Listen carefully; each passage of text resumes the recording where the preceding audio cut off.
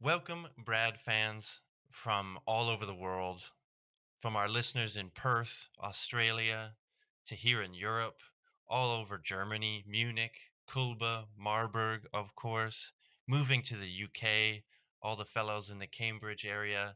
Hello, thank you for listening. Uh, to Central America, and of course, my home in Canada, from the frozen northern God's country of Alberta, to the milder climates of British Columbia, of course, Vancouver, and Grand Forks, BC. We hear you all. We've heard your questions. We appreciate your listenership. And this is our 50th episode. Brad, welcome. Let's get into it.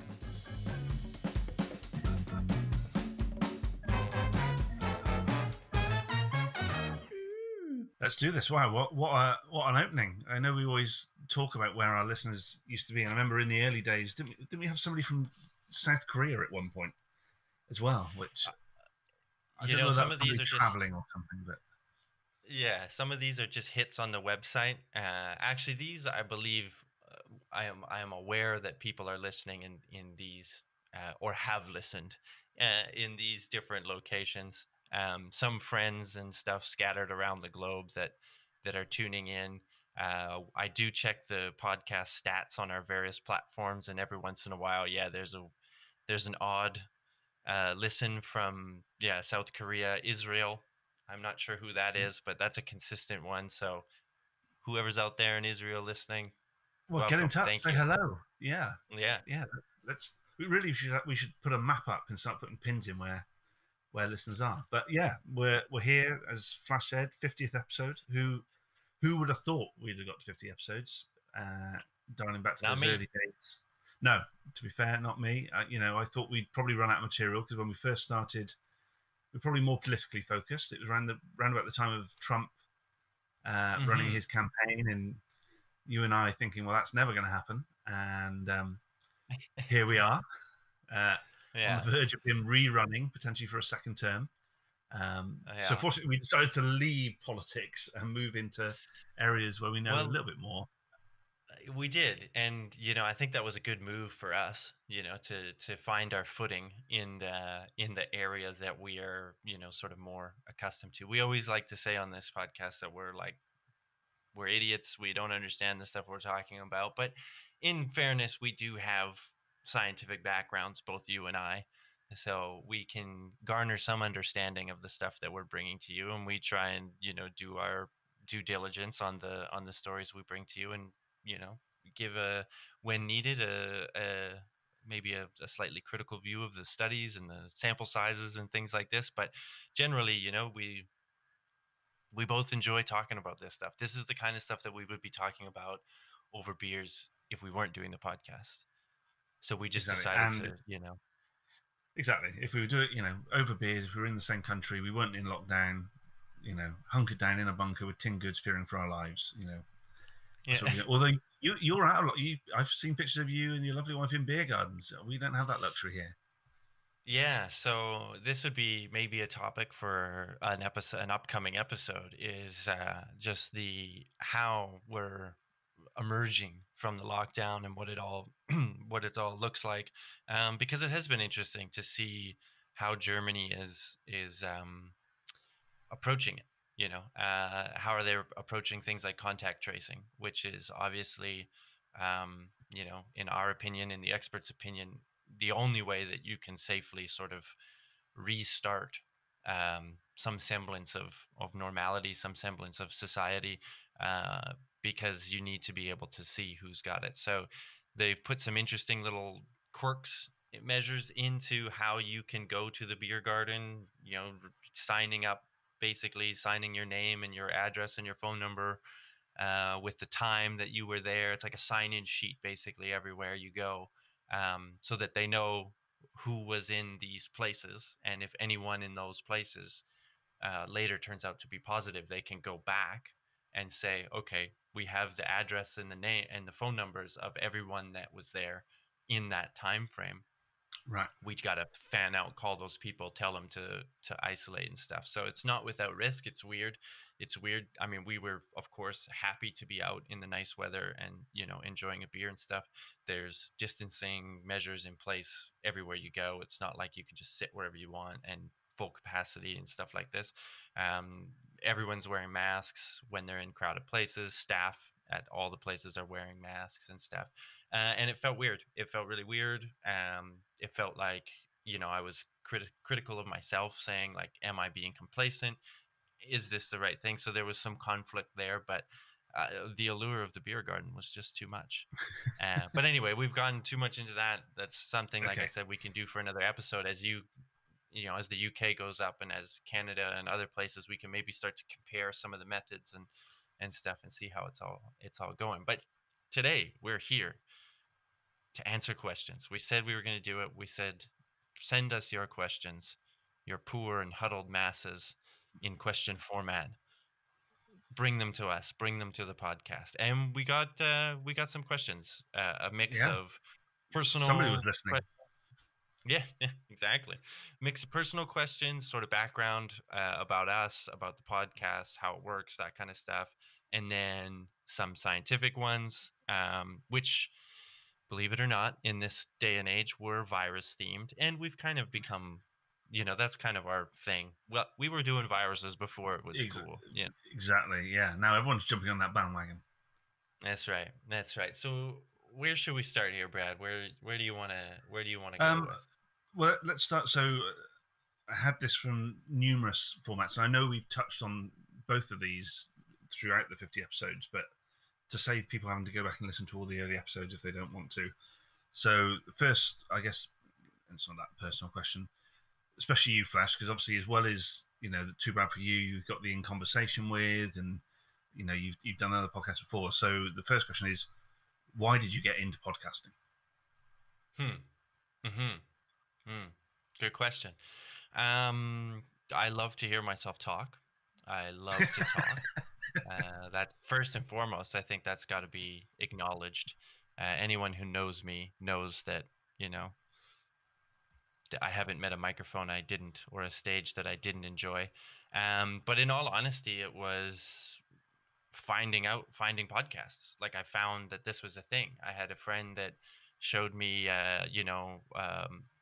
one of the now most popular podcasts, the Joe Rogan Show, which people, you love him or hate him or whatever. It's a massive show, and I saw that. I heard that for the first time, and heard just a guy who was a TV presenter for National Geographic, doing shows on like futurism and futuristic stuff, and he was talking with these comedians, and they were having these hilarious, great conversations about space and the future and dimensions and all this stuff, that I was like, okay, this is great. I mean, this is all stuff that I enjoy. And just to hear the free format of people just talking about it, it blew my mind. I was like, oh, I enjoy listening to this. So if I enjoy listening to this, and I know that my friends, for example, this is the stuff that we talk about, why not?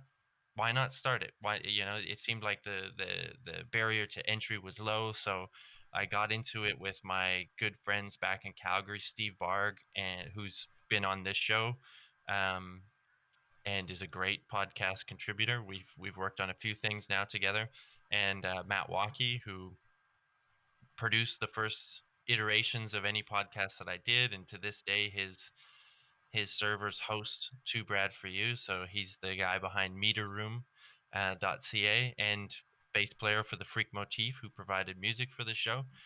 But that was basically it. Is I just saw that this was a medium that I could do, that I Yeah. really, really enjoyed.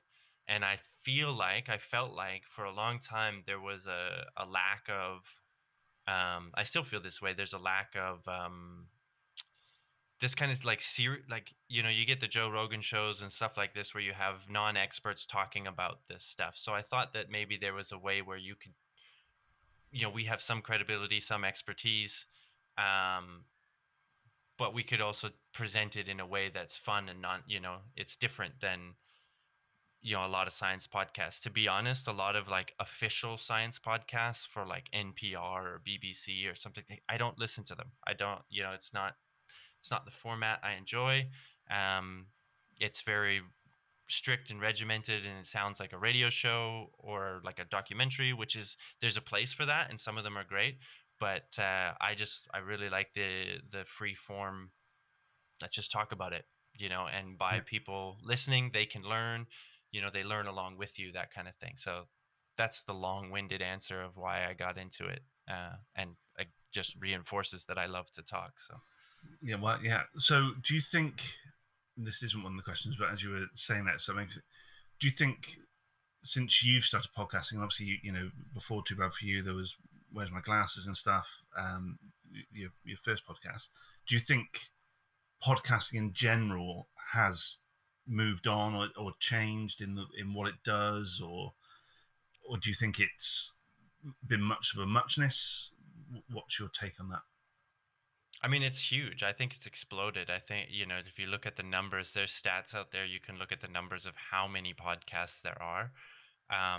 It's exploded. I think it's one of the biggest new mediums, I think.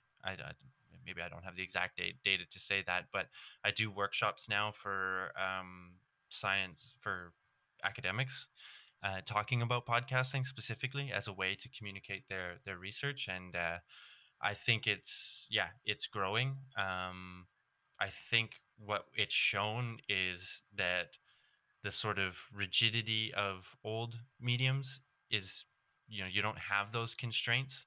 Um, if you look at the radio thing, and this was something that when I was doing workshops for myself, not giving the workshops, but going to workshops specifically about science communication for science journalists or scientists, there was still this among the participants, this real view that no, this is what it has to be. It has to be like I was just saying with these shows that I don't like to listen to. It's got to be 10 minutes.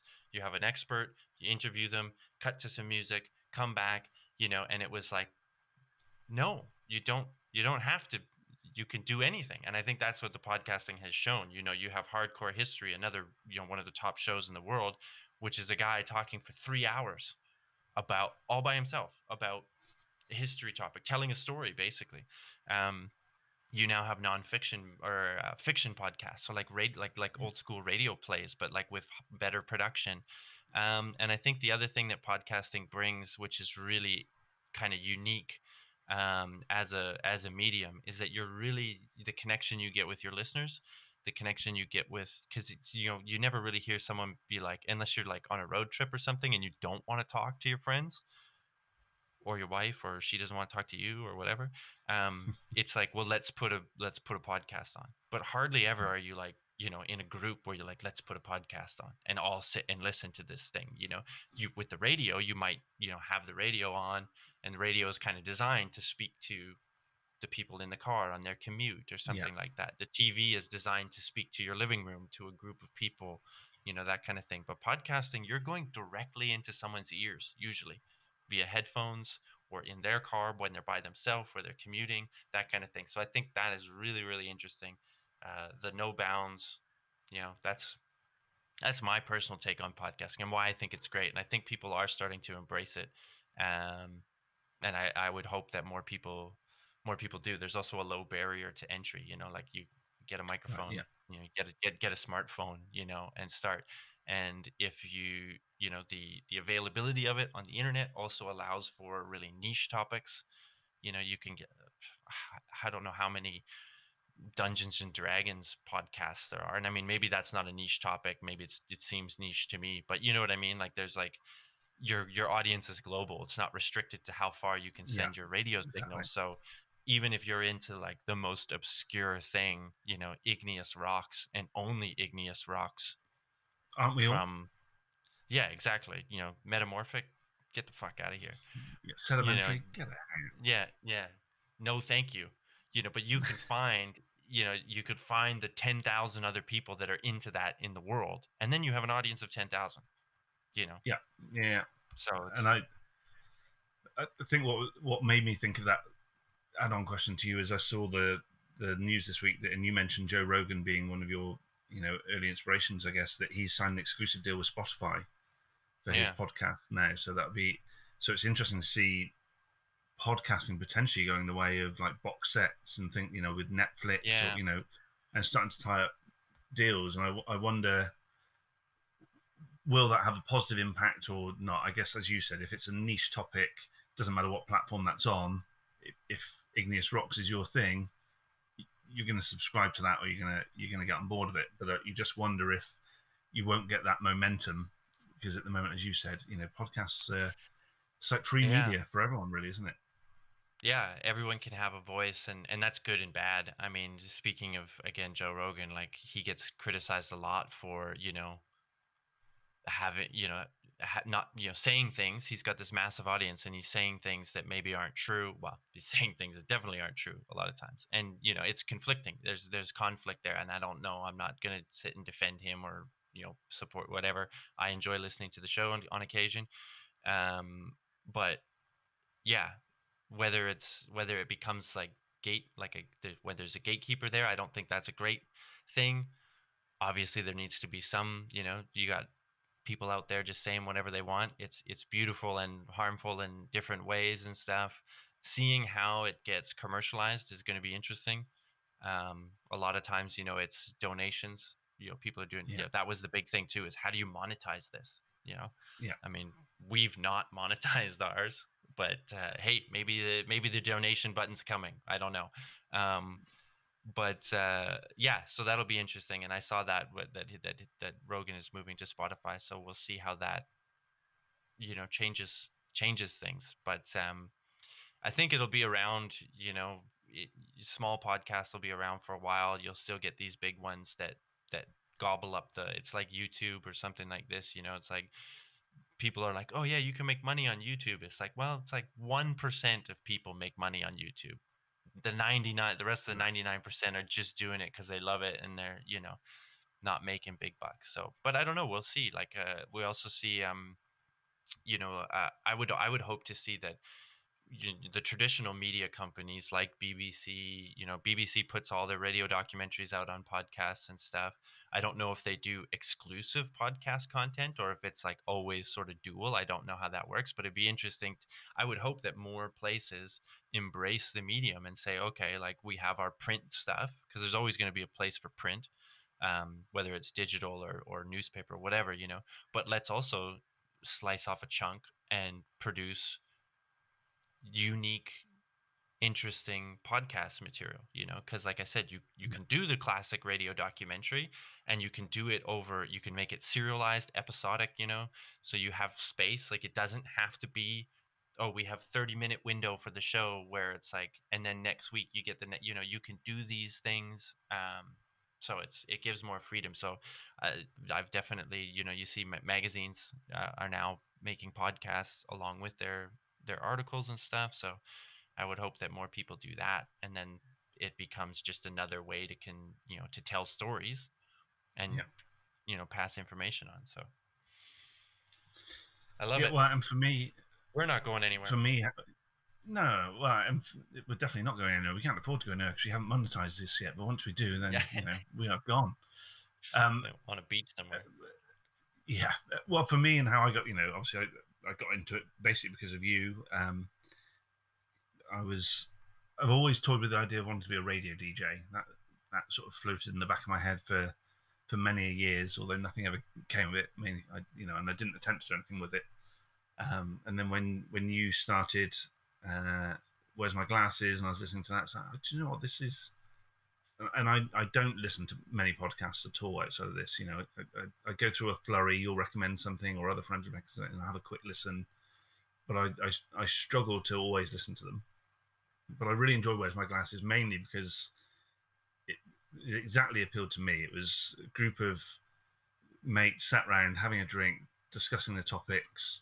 And on for like being in a pub, and on for the nights that I couldn't get to the pub, then I could sit and listen to you guys and chat, and oh my god, are you guys crazy, or nobody on board with it? Yeah. So I guess for me it was then happenstance when you then when you relocated from Canada to here, and it's like, oh well, time zone means I need a new buddy. I'm like, I could be the guy. Yeah. so that for me was the driver. I find I really enjoy it. I think why I really enjoy it is I get to chat to you, so that's obviously a bonus most of the time.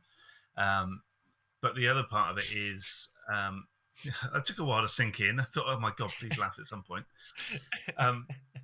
But the other part is, as you said, was I always call myself a pseudoscientist. I have an undergrad degree in science, but I don't have any higher PhDs or masters or anything.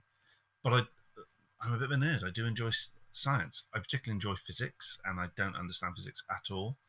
But I find it really cool. So I really enjoy when we, going away, researching, seeing what's in the news. When you see something on the news or in a publication, oh, well, that would be good to look into. And that's usually how I find stuff. If it makes me think, well, how did they do that, or why are they doing that? Then I'll often go and look at it, and then that's often why I come into us with a story. So it always remember, and I think we said it here, every day's a school day, and to me, this helps me go off and learn a bit more, really.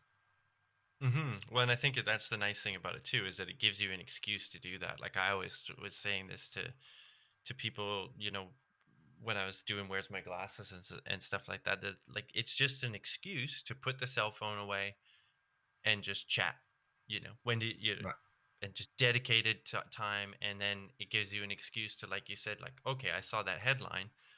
Whereas before, maybe you would just be like, okay, I saw the headline, read the article, whatever, had some questions, but never really put the time into going a bit deeper. And it's like, well, now I have an excuse to motivate Right. myself to go deeper, because I want to, I want to bring that stuff to the podcast. And then so then you end up doing the work for the people that maybe saw the headline or maybe have never know nothing about the topic, and you can give them that little bit. But it's really, I mean, selfishly, it is for us, right? Like you said, it's an Right. excuse for us to have a monthly, get together, or weekly, or how, whenever we can, and to, yeah, to do a little bit of extra digging on some topics, and we get to enjoy it. Other people get to enjoy it. So yeah. Everything's good.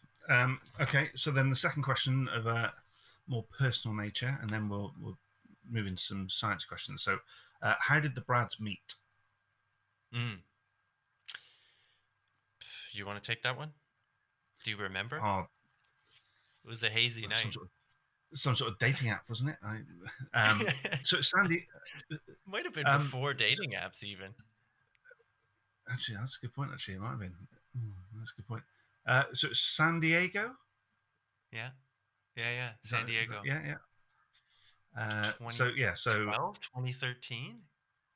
Yeah, it must have been around about then. So, as we've alluded to on the show, Flash obviously has a PhD in parasitology, and I have a keen interest in parasitology. So we were both at a conference that I know several of our listeners are from, and we've even done a live version. So the AAVP conference, the American Association of Veterinary Parasitology. Oh, my mind went there. So yeah, it was in it alternates around the US each year. The previous year, I'd met a mutual friend of ours, someone that was working in the lab with Flash, Melissa. So we'd sort of stayed in touch, Melissa and I, over the year, and then we're like, okay, we'll see you in San Diego. And she said, there's a lab friend coming. I think you guys will get on really well. And his name's Brad. And that instantly put my back up, because I've only ever really met one Brad before. Yeah, there can only be one Brad, and I've only ever really met one Brad before, and he was a dick. And I was like, well, A, I hope it's not that guy, and B, as I said, there can only be one Brad. Yeah, and I think we just clicked, really, and then so that must have been sort of the summertime. August. The conference, and then I think it was that February that I came out to the frozen north. Primarily to visit Melissa, but then you took me astray and went rogue, and we hit several bars in Calgary and went to a hockey game, and we did, go Calgary Flames. So that's that. Yeah, well, that's how we met. I think that covers that one, doesn't it? Yeah, and then I guess from there, stayed in touch with the group from that. Like, there's a solid group of people. Shout out to the group.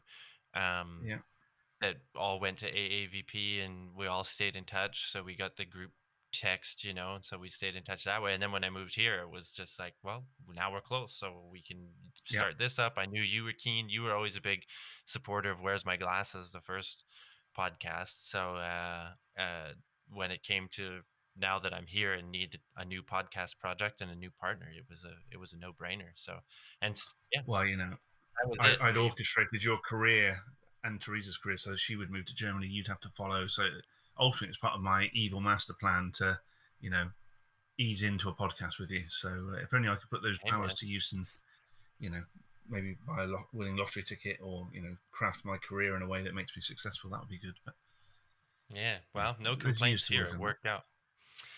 And yeah, the craft beer of San Diego, really, we bonded over that, let's say, and sweet dance moves and some basement club. Oh yeah, there's hazy memories coming back now, which is somewhat scary. I did enjoy San Diego. Actually, I was telling somebody the other day, the one thing that threw me about San Diego, and this doesn't really, I'm going to tell it anyway, it doesn't really throw into us. We were at a conference on the last day before we flew back. Everyone was like, oh, let's go to the beach. Now, my head was blown because I hadn't in my head associated San Diego being on the coast because I'm an idiot like that. So we head to the beach, but then I'm an even bigger idiot because in my head, well, we're going to the beach, but it's, we're here for a conference, it's work. So I don't need to wear sun cream or suntan lotion. We sat on the beach for a couple of hours and then I'm heading to the airport and I'm like, oh, I feel a little bit, I caught the sun. And then I get to the airport and check in. I'm like, oh, yeah, I'm definitely feeling the burn now. And then I got on the plane for my 10.5-hour flight home in agony of the sunburn that I have. And listeners, I don't know if you can imagine, but, imagine being lobster red and burnt to a crisp and then having to do a 10.5-hour flight where you've got no access to moisturizers or creams or painkillers or a cold bath or a cold shower. And obviously sticking to the, it was one of the most horrendous flights ever. I feel like this is I was leaving you behind, Flash. But... Yeah, of course. I was gonna say I feel like this is how most British people return from warm climate. Burnt. Yeah, we're just not used to it. Hungover, burnt. Big burning mass of gas in the sky. Yeah. All right. Well, so that answers that mystery. Here's one that's just again a little bit, sort of behind the scenes kind of question. What's the biggest hurdle you've had to overcome thus far when putting together a podcast? And then a sort of follow-up, what's the creative process like when developing the idea? Have we hammered out a template or process? And then finally, yeah, exactly, right. And then just again from the same person, I believe this is my brother. Shout out Daryl, what up? What's a highlight, low light for you over the past 50 episodes? So, I mean, I'll start with the biggest hurdle. I mean, I think the only real big hurdle was, some technical issues with getting it posted to the different, sites and stuff. And obviously there's easier ways to do it now that I've found out. But in the early days, it was manually writing up, HTML, RSS feeds and trying to get them sorted and stuff like that. That's been a hurdle. But otherwise, I mean, it's pretty easy. Put a microphone in front of your face, hit record, and go. Yeah, teaching myself a little bit of audio editing stuff, and then maybe trying to fit our busy schedules together.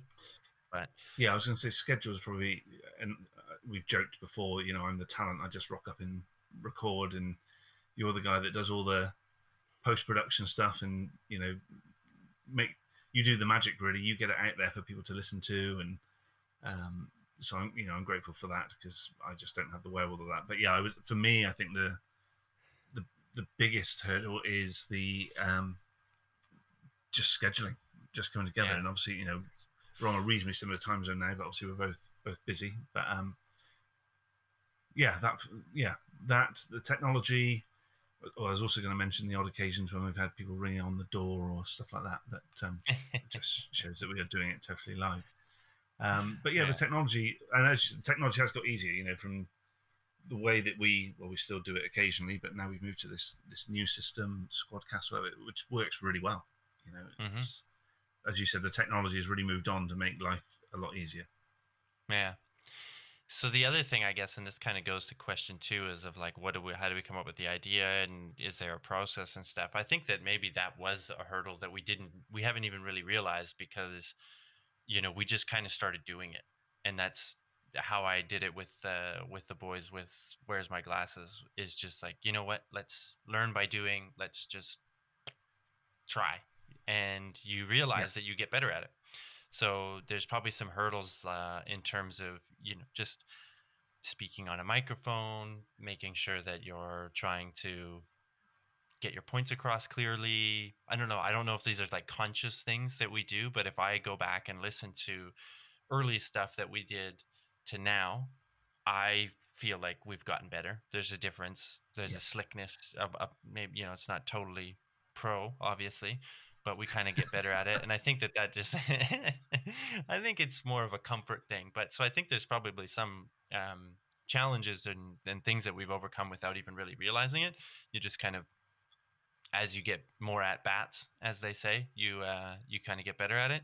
And then I think, going to the process, we've sort of fallen into a bit of a groove, you and I, in terms of yeah. how we do this.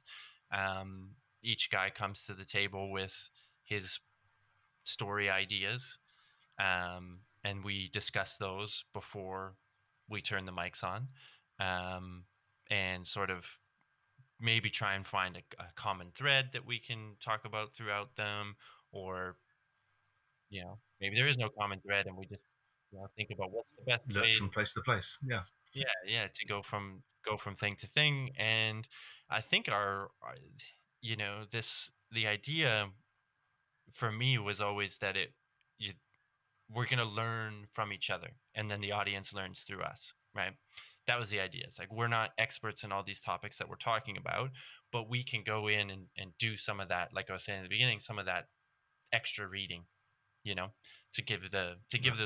the listener the perspective. And then by having each person show up with their topics that they're going to be more or less the quote unquote expert for the episode on, then they can field questions from the other guy, and we just have a talk about it. So it feels like that's what the format has become. The idea for me was always to have this very uh low barrier to entry for the audience in terms of how we're speaking about things. We always try and, like, we're not trying to sound smart. I think that's obvious. I was going to say, um yeah, yeah, but you know what I mean, like making it very conversational. So that was kind of the original idea, and then it was just a matter of figuring, finding our legs, kind of thing. yeah. And I think the structures sort of come about naturally, really. So I remember, as we talked about earlier in the episode, early on, I think you and I sat down and said, oh yeah, okay, let's do a podcast. And I remember you saying that you want it to be early entry and maybe a platform for potentially what you might want to do in the future, career wise. um but I think early on we didn't have that much structure. So I think at the time we just sort of picked on what was ever in the news or current affairs, and Hmm. had great fun talking about it and actually learned a lot of stuff. But I think as we went on, as you said, we got into a groove of actually this is what we tend to know a little bit about and what we enjoy talking about. And I think we've naturally just channeled our way into that. And I think it flows now. And the one thing I particularly like about the process is that we don't spend a lot of time in pre-production. I like the fact that we research separately and we come there, and I think there's only like a handful of times. I was going to say one or two, but maybe a handful of times where we've actually turned up. We collect our stories individually and we bring them in. I think there's only a handful of times we've turned up and had the same story. We always seem Yeah, to, yeah, pick something different, even with the topical stuff we do pick. And I really enjoy that because I never know what you're going to come with. Sometimes it can be hard work because it's a topic that maybe I don't fully understand, and then I need to try and think of some questions to ask you about yeah. this. Hmm. But actually, I find that I tend to pay attention more and I learn more because of that. And you probably pick a lot of topics that I would never go down the route of picking. So Yeah. I think it's a bit of a yin and yang from that point of view. I think that's why, to me, that's why this works well. But, Hmm. and the Yeah. 10 listeners we have obviously think that as well. Otherwise, there wouldn't be the 10 listeners we have. Yeah. Yeah, it seems to work. And then there was a side note. Like I said, that question was from my brother, and he mentioned some of the that we've branched, like the show's kind of branched out and started some other formats. I guess not really, but there's these are the OG, the original, where it's you and me, and I've brought some other characters on now to sort of fill out the time where you and I can't be there. Um, and that got a compliment saying, it's really not, this idea of you explaining something to sort of more laymen that are engaged, interesting, stuff like that. That got was apparently something that people enjoyed, and it was interesting to me because I always like viewed us as that, that we're with each individual story that we bring to the table, you're the layman and I'm the guy explaining it to you, and then vice versa, and we switch those roles. But I guess maybe some members of our audience consider us to be a little more scientifically literate Than we actually are. we let on. And I mean, I just you wanted. I always try and say that because it's like I don't want. That's the thing. The fatal flaw I think of science communication is when people are trying to sound smart and trying to be like, I hey, totally look at agree. this. Yeah, This is. Let me explain this to you. I think it's way more fun and it's way more honest to be real. Because like I said, like yeah, I have a PhD that gives me a certain set of skills in terms of the you topic that sound I like Liam covered. Neeson. Yeah, exactly. I will Uh, hunt you down. I will find you. I will tell you about my PhD. yeah, and those, I will hunt down those worms in that poop, in those livers. Um, it gives you a very narrow like set of skills in terms of that topic that you have. But you also, when you're going through that, you do, very broad reading on a large topic. It means you've been in, you know, you kind of know the machinations also of research and how it works and how publication Yeah, works. So when you read someone else's work, you can kind of be like, okay, well, that would be something that I should. Did they think of this or did they think of that? So there is some scientific credibility that we bring to it, but it's like you never want that to be the forefront. It's always like, I'm a dum dum, don't feel bad because who knows everything and how can you know everything? And I would never.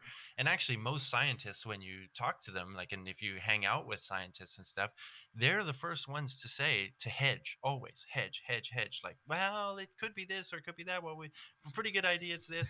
But then they when they come to speak to the public, that I feel like that always becomes like a, ooh, well, we have to sound like we know what we're talking about and that this is the way it right. is and Yeah, stuff. yeah, And then you get the problems where when that turns out not to be true, it's like, oh, well, they've been saying for 10 years that it's this way and now it's this way. So we can't trust it. They don't even know what the hell they're talking about.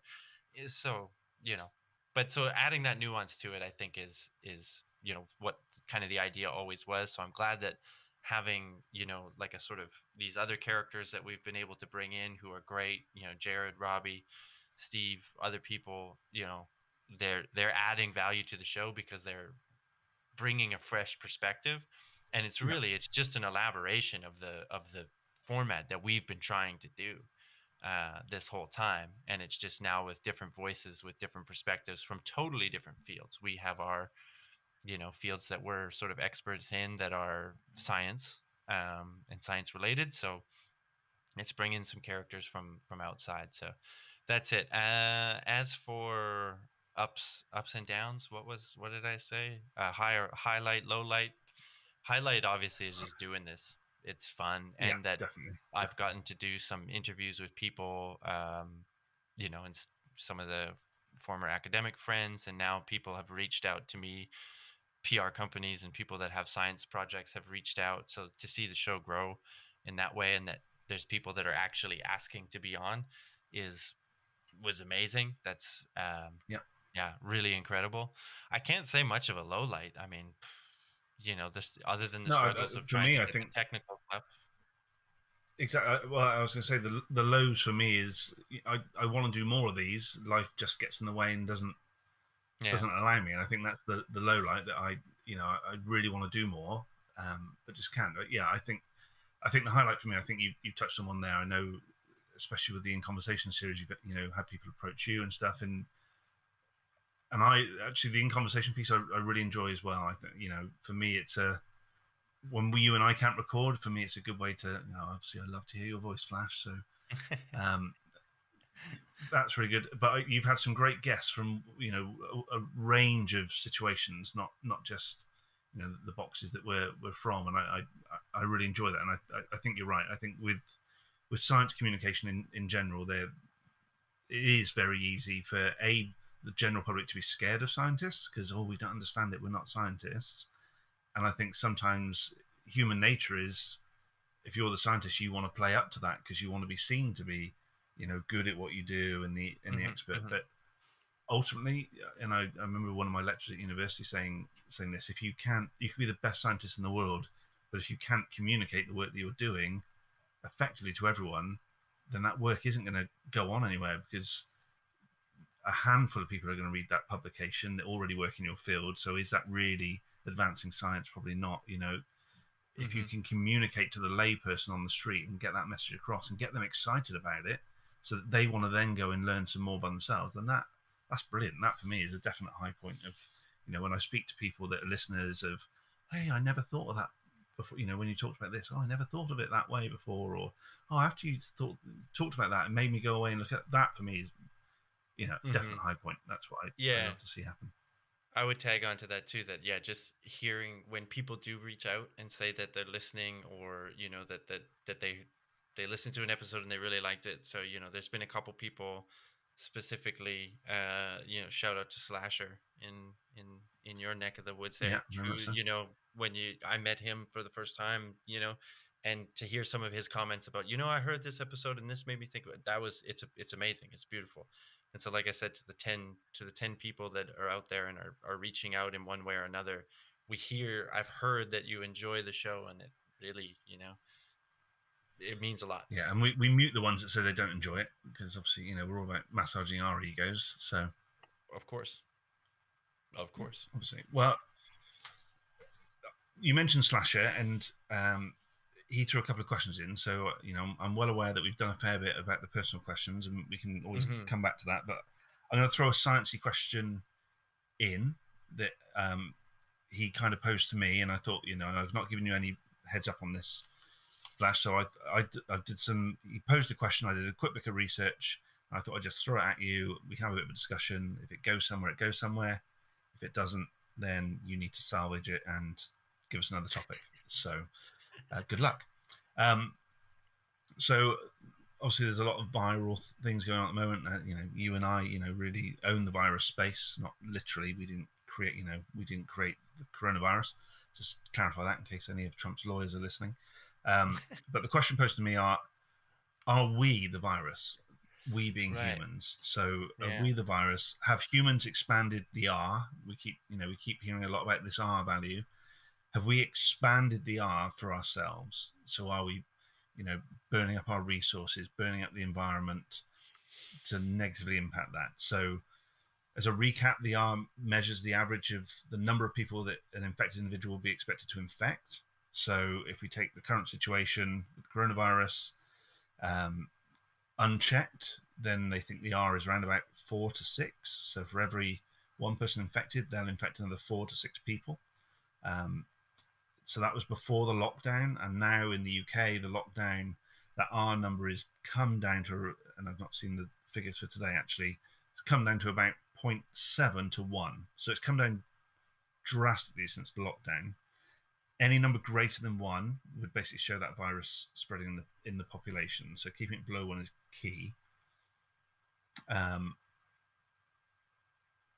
I'll throw it over to you at this point. I've got one more note, but I'll throw it over to you just to get your sense on are we the virus, and Hmm. then yeah, let's go from there. I mean, it's virus, parasite, choose your word. You can look at it, Right. and yeah, I mean, this is something that in my biology undergrad classes and stuff, it always got brought up as the thought provoking thing that we should talk about or discuss or something like that. And I mean, it's like you can make a case. I think you can make a case either way. um Viruses, this is a question that came up with my lovely wife Teresa. What's the difference between a virus and a parasite, or a bacteria or a microbe or something? And parasite is just the large term for any organism, whether it's a bacteria, ant, an insect, ants, bad example, but an insect, a plant, a fungus, anything that lives off of another thing and causes that thing Right. harm. So it requires that it lives in or on another being, and it's Yeah. doing harm in some way by its presence. That's a parasite in general. So you can have, like I said, parasitic plants, parasitic fungi, parasitic bacteria, parasitic worms, but those animals don't necessarily have to be parasites. There's other ones that aren't parasites. Viruses are specifically parasites because they're not even really technically alive. Viruses are just packages of DNA that whose only function is to, when they find the right cell, open up that cell and then start using the cell's DNA replication machinery to replicate themselves. So they don't Right. have all of the things that you would need to be alive. They don't eat food. They don't have any mechanism of breathing or like consuming oxygen and turning it into, or whatever gas, and turning it into food and all these things that we think. So are humans a virus? No, because we're fundamentally different things. Now, if you want to get like sort of, 10,000-mile view, we are packages of DNA that are just out trying to replicate our DNA, you know? Well, and But that's all forms of life. So I think the question is more, are we parasites? And again, if you want to define the earth as an organism that that is our host, which, okay, it's a little, obviously the geologists and the biologists and stuff will have a view that the earth itself is not an organism, but you can make the case, like I see the point, that humans are kind of like a virus or kind of like a parasite of earth. And have we expanded our number?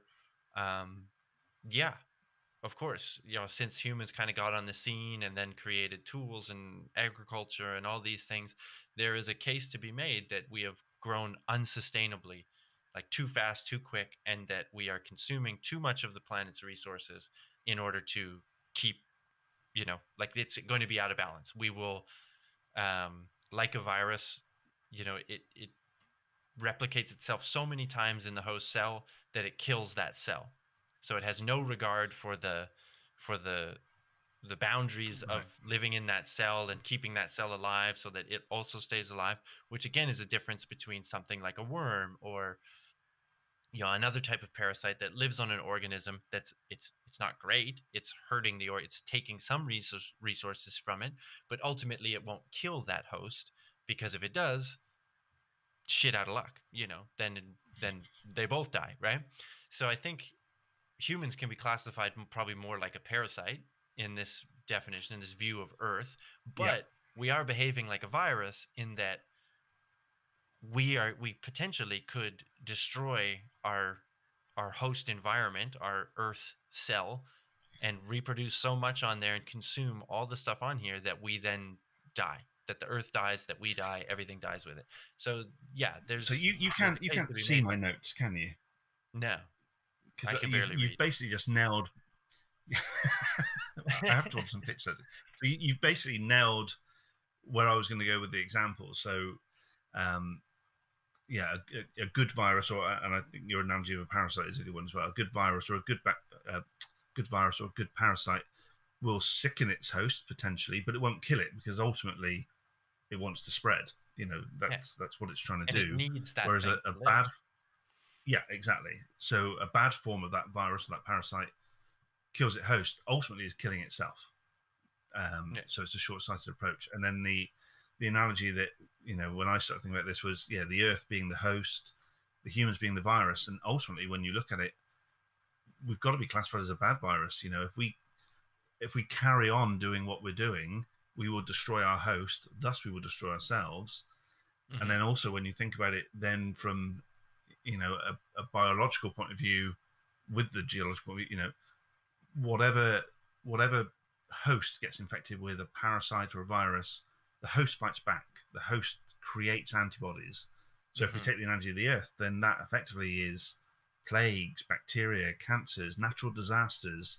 is Hmm. basically the Earth trying to fight back Well, and I think the against other that. And this is a great, like, it's a great way to have this conversation, is to frame it human virus versus, Earth host kind of thing. But I mean, there's really a more realistic way that science deals with this. Biology, ecology, actually, the subdiscipline of biology, ecology, deals with this. And I mean, you look at population growth models. So rather than a virus growth, like a virus spread, this R number, you get like K values. I believe it's K, where it's like a reproductive strategy, right? So how many right, yeah, offspring do you have, and what's the amount of resources that you need? And basically, like, biology has looked at all the environments on the planet. You can subdivide them. You could look at the whole planet. You could look at just the savanna. You could look at the rainforest. Blah blah blah. All these different things, and different species have different ways of remaining at a balance within their ecosystem, right? So if the yeah, lions eat too many zebra, then there's no food for them, and the lion population has to decline because they can't feed them all, and the zebra have a chance to grow again, and then you get this, this cyclical nature. So really, that's a better way to look at it. And then the amount of offspring that a species can have and still maintain a balance within its ecosystem is the way to go. yeah, And when species they start pushing the boundaries of their ecosystem, then they're more susceptible to disease because there's overcrowding, or they push into areas that they've never been before and come into contact with microbes, viruses, whatever, that they've never seen before. Population crashes, famine, like, so it's a balance. This whole thing is a balance, and so you yeah, don't have to look at it as necessarily as a virus host analogy. Ecology has already defined all of these things for us, and arguably we are beyond. We have pushed beyond the balance of our ecosystem. Now the question is, can we use technology to push what the bounds of our ecosystem are? And we've done that. We've definitely done that with the way that we can boost farming and, land use and things like this. So, but I mean, it's an age old question, and the I think the thing that people should understand or can understand is that um, there is limits. You can't go on doing this forever without exhausting the resources. And we've known this for ages. That this is how ecosystems work, and because we have technology that's allowed us to push the boundaries of our ecosystem further than any other species. I think we get a little arrogant, and we start to, just in general, humans yeah. start to think that we're different, when in fact we are just animals. So Well, we're subject to the same laws. So, and a virus, yeah, a exactly, pandemic, shows us that, that we are subject to these same exactly processes. that. We are not immune. Well, and we touched on it earlier, and we said we'll do this in the future, but exactly that. I think what this pandemic has shown is, for all the technology, for all the advances we've made, we effectively are a biological organism on a planet. And effectively, we're no different from any other species of animal on the planet. And now we've got a virus that is attacking us, and because of the fact that we are overpopulated in places, overcrowded, we have areas of the world where there's poverty and there's not good healthcare or sanitation, where this disease can spread and be rife. I think it's really brought home to me that we are, despite all the technology, we are just biological organisms that maybe have pushed the boundaries a bit too much, Mm-hmm. and is this a way of it's tragic, of course, but with all these viruses, it's Mother Nature trying to control itself a little bit. Mm-hmm. But what do we do going forward to make sure that we manage that better? Let's not be burning up our resources. Let's manage what we do. Do we all need big fancy cars or the latest technology, whatever? Because that's burning up resource. What can we do differently? Mm-hmm. It's a When I very think of it, a philosophical way to, question. I blacked out a bit there. yeah, no, no, no, I thought your points were well taken. I think the thing though that I would say is, when we talk about like the earth pushing back, it's Mother Nature pushing back on us. That's a good way to say it, to like help understand it. But I think what another way to think about it that maybe provides a different, maybe a new perspective, because we've kind of heard this Mother Nature pushing back a lot, but really it's we've done it to ourselves. By pushing the boundaries too much, you cause a reaction. So it's not like Mother Nature's, it kind of gives it this view that it's like, oh, you've been bad, now you're going to get this. You do this to yourself. The population does this to itself by breaking out of these boundaries that we've should have been constrained in. So deforestation, um, pushing into the jungles and deforesting the jungles and building homes and stuff in there and cities in there, that's what puts us into contact with these pathogens that we may never have seen before. So it's like, it's less about like Mother Earth doing it to us as we've done it to ourselves. There's a fence there, Right. or something, like that says don't cross this fence because there's landmines on the other side, and you're like, meh, screw it, I can go over there, so I think that's the way I think about it, because it puts more the onus on us, rather than like, oh, Right. well, this is just something that happened to us. And yes, we're responsible because, we've done this or that. But it's like, no, no, no, we did this. And because we are the sentient beings that we are, and we should be able to understand the limits of our ecosystem. And because we have this incredible brain and knack for technology where we can push the boundaries of our ecosystem, I actually, there is a way that we can all sustainably live on this planet within those bounds. And like you said, it would take Yeah. some questions of what do we value, what do we not value, what kind of, fuel are we going to use? Do we all need cars? Can we do more mass transportation? All of these questions. But the fact of the matter is that we understand very clearly where the boundaries are and what the boundaries are, and we can measure them and we can develop technology. So there should be a way that we can do this, but we just don't think about it in the way that we've kind of had this period Well, of growth well, that's the where. thing. Yeah. And as you said, we know we're doing it. We're sentient enough to know that we're Mhm. driving that R value up. We're making things worse for ourselves, yet we continue to do it. Yeah. In some places unchecked. It's a little bit Mhm. crazy. And I wonder whether the world after, and everyone keeps talking about the new normal, you know, once this, we will come through this pandemic. Once we come through it, what does that new normal look like? Do we take on board, okay, well, we need to be more considerate towards people and, resources and the environment and what we're doing to ourselves, because we're pushing ourselves deeper and deeper into a hole that eventually one day we won't come out of. Mhm. Yeah. Whether it's a virus or whether it'll be the knock-on effects of climate change, these are the big ones that sort of have been in the mirror, in the picture for a while, that we're, now dealing with one of them. But we could go on, we could go on and on and on about this. But I think Yeah. it was a great. Thank you for the question. It's a great thing to think about, because it puts some of these things into perspective, right? It gives you this perspective that, well, Yeah. what is our place on this planet? What are we? Yeah. If you want, I have one from that's a bit Go for more science policy kind of thing. it. Oof, okay, I'm sat comfortably. Yeah, so this is from my father, actually. So thanks, Dad. Ooh. And he wrote that uh, when I started working in research instrumentation, there was always a debate about doing fundamental science research or research for research sake. The trend was going towards funding research with immediate applications.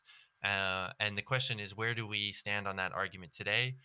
Will it be impacted by the current pandemic, the COVID-19? And should this type of research be public, or do private companies have a bigger role to play? So, should the disease research be public, or do private companies have a role to play? I think to the first part, doing research for research sake, and or really applied research. We've talked about that on this podcast for sure, where you have to have a blend of both. You can't just do research for. I mean, you should do research for research sake, because that provides the base level of knowledge that you can then take and apply somewhere else. And how many, Yeah. there's countless discoveries where somebody took something from some field, and applied it to a totally what you would think unrelated field, and was able to create some nice invention or something that had a direct application. So you need both. You absolutely need both. Research for research sake is probably misunderstood, but it's what gives you the foundation to draw from. Like without it, you're going to be grasping at straws. You will run out of there will you your application research will hit a wall where you're like, well, we wanted to design this spaceship or something, but we have no idea about the parameters of space or friction or how these, chemicals in our jet fuel interact together. So you need that fundamental understanding of the world, physics, our, Yeah. everything, in order to then be like, well, how do we, make this application? So you need both, that for sure. How does it change in the time of COVID-19? Well, I think you're going to get a big push right now for um, applications, vaccines, etc. Unfortunately, due to the politicking that is going on between China and the U.S., we see some fundamental research that is being canceled. The research into bat coronaviruses has been Yeah. canceled because there's this allegation that China let it out of the lab and stuff like this, and we were funding this lab, and so we gotta, in order to save face and make it look like we had, we're not going to fund this Chinese lab because it created all this thing. Really significant research by a guy that's, one of the experts in bat coronaviruses, and is out there trying to find them so that we know how to prevent these things and how to deal with these things, has been defunded. So that's an unfortunate reality of this situation.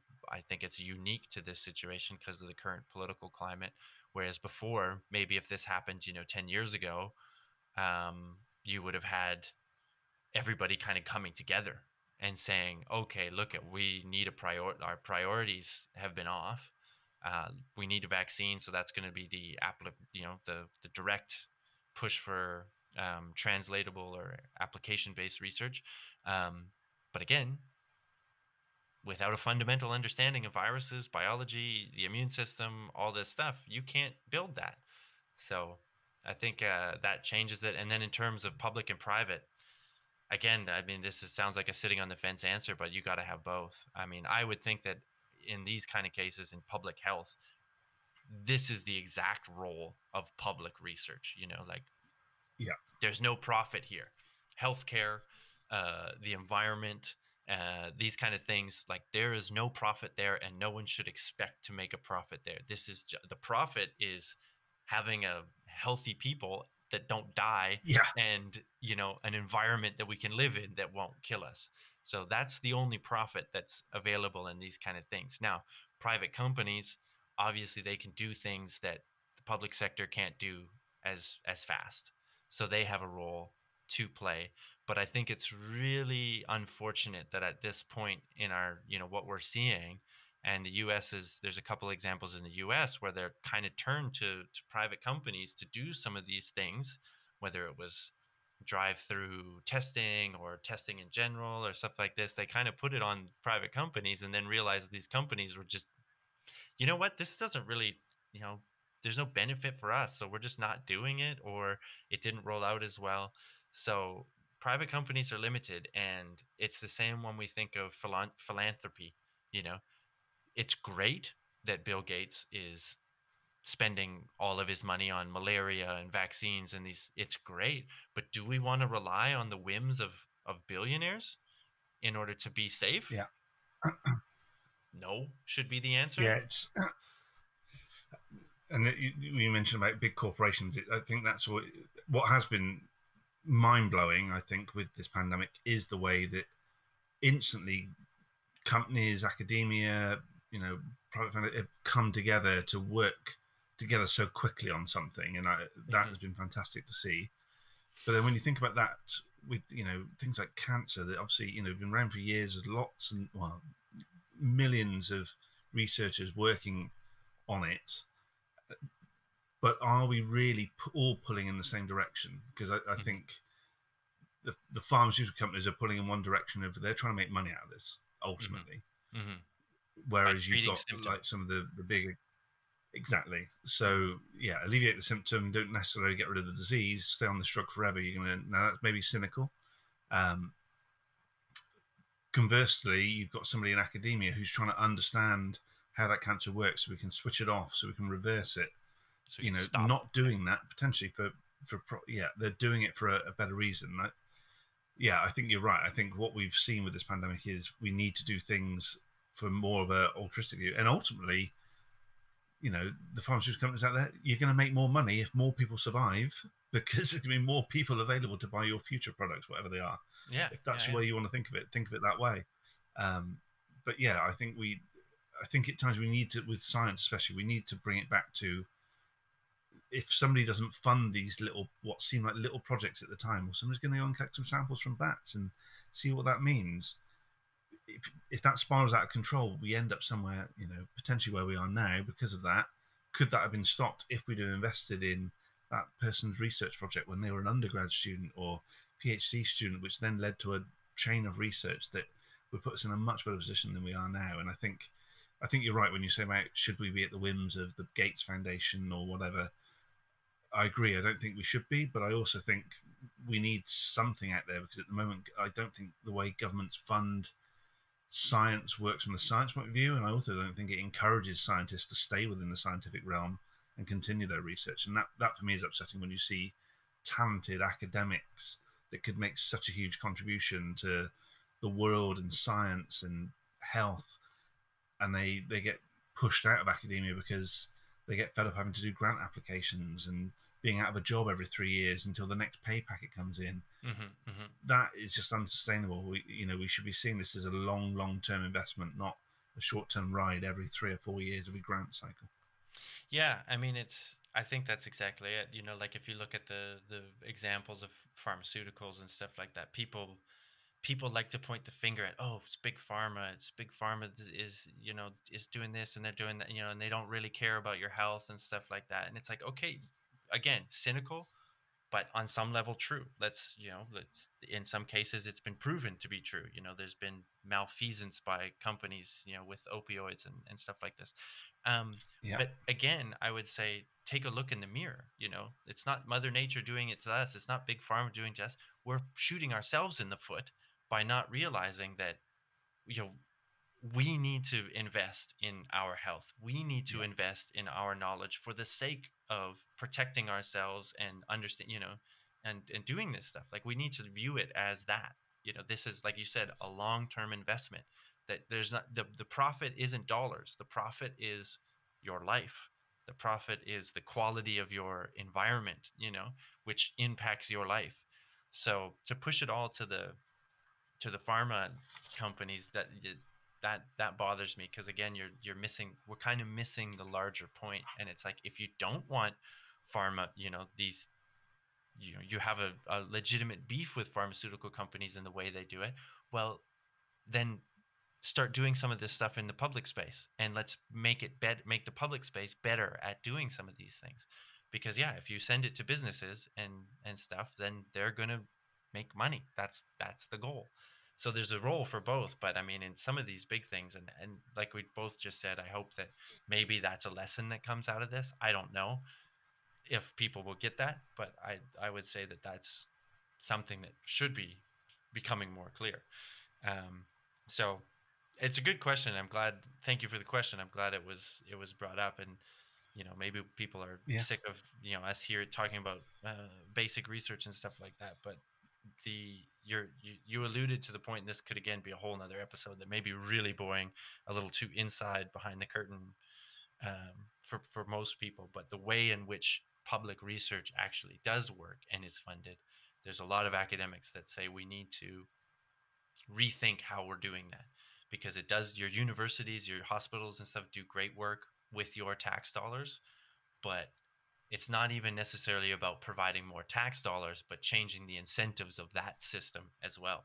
Because it's left unchecked, it starts to become this, well, what's the biggest bang for our buck? What's the, how do we, because we have to justify it to these people, what we're spending their money on, and the incentives get warped. Whereas if everybody kind of has an understanding that, like, look at X number of our tax dollars is going to go to research. If you want to know what types, yes, we can talk about that and you can be informed on that. But an understanding that, like, look, you might not see the return on this for your lifetime, but it's all going to make our lives better. So, yeah. Oof.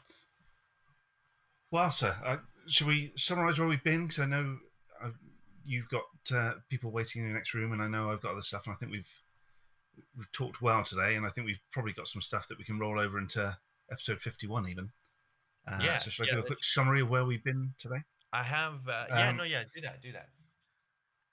You do that? You sure? You got something else you want to? No, do it. Okay. So briefly, where have we been today? So are we the virus? Are we the parasites? Are we the ones destroying the place? Probably we are. Can we do something about it? Yes, we probably can. So let's do that. And if that change is made with changing the way that we fund science, then I think that's a good little topic. I think ultimately what I've taken from today's 50th episode is you and I, Flash, are pretty awesome. Also modest, it says here as well. I've also put that it's obvious that we've had a lot of fun over these 50 episodes, and we'll continue to have fun. So don't worry, listeners. I'm not saying, 50 and done. We're going to keep going. But as we've touched on, I think what drives us to do this, and what's very clear for me today, is you and I are pretty awesome, but the listeners are the most awesome. We've had some great questions, some great interactions. Some of the listeners have come on, have been, great guests as well. So I have to give a heartfelt thanks to the listeners that are out there to supporting us and keeping us going, because otherwise it would just be you and me ranting in a quiet corner of the world somewhere.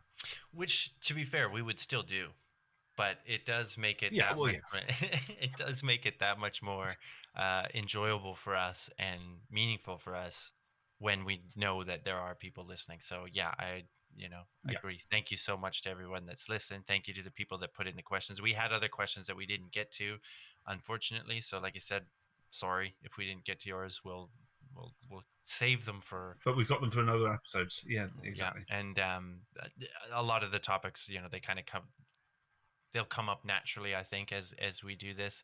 So thank you everybody for sticking with us. We're going to keep doing it. I'll leave with just one last one, Brad, directed just at you. Okay. From my mother. Oh dear. When are you coming back to Canada so that you can actually see the mountains this time? So obviously the pandemic is damper on that, but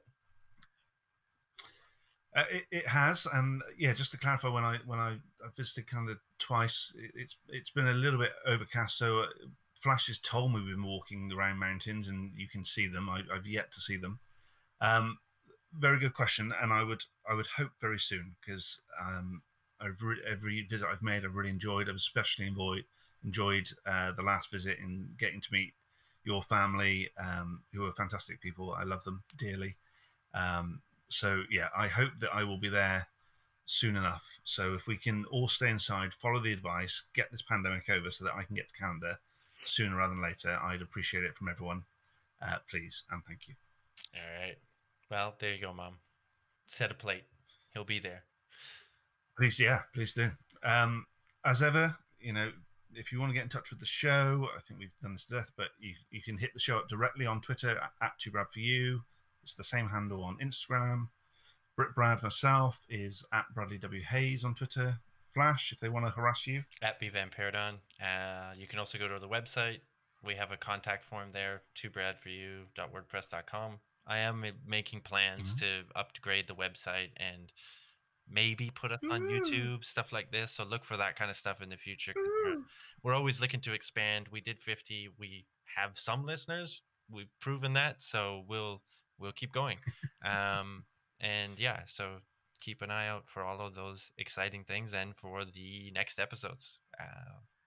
Indeed. Thank you so much, listeners. We'll catch you next time. Brad, it's been a slice. It has. Thank you, Flash. Thank you, listeners. And here's to another 50.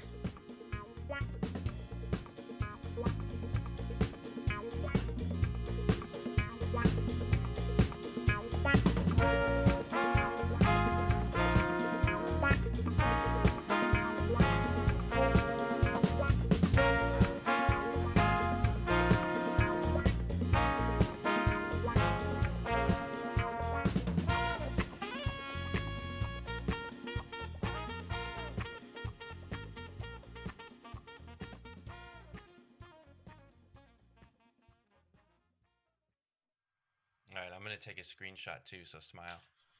I think. Oh yeah, got it. Good luck with that. All right. Welcome, Brad friends. Wait, let me do that again.